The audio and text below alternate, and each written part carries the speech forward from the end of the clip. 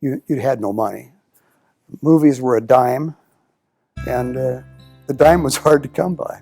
My wife says that when she met me, I had a cardboard in the side of my shoes because I had holes in the shoes.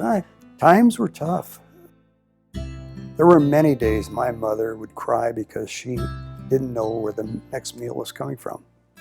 She would do that by going into her bedroom because she didn't want us kids to see that. It was the heart of the Depression, so it was an interesting time to start a foundation because we really didn't come out of the Depression until after the war. Things were bad. And not a good time to start. One of the kids came in one day to dinner and said, "Dad," this is the JC, "Dad, did you know that there's a hobo living out in our barn?" And JC said, "No, is there? How long has he been there?" "Oh, 2 or 3 days." "Well, let's take him some food." They can't exist without some food, and see what we can do to help him. It was under these circumstances that Chancellor Burnett started to look for private funding.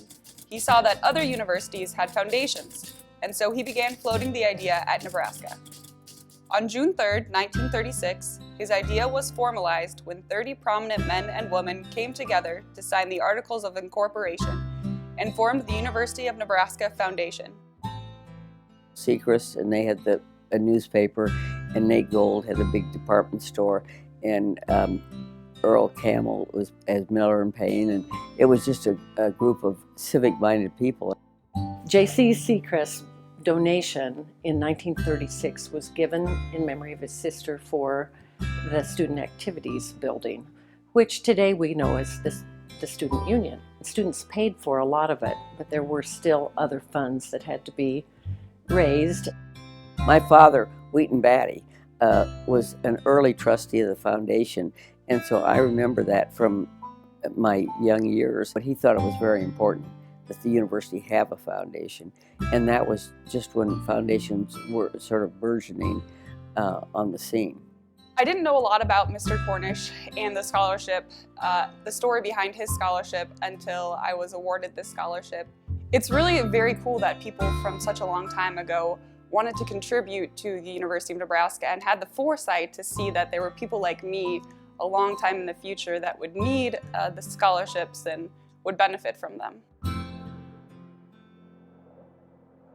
I'm sure raising money during the Depression in Nebraska had to be a really tall order, but the university had many good friends and many successful alumni.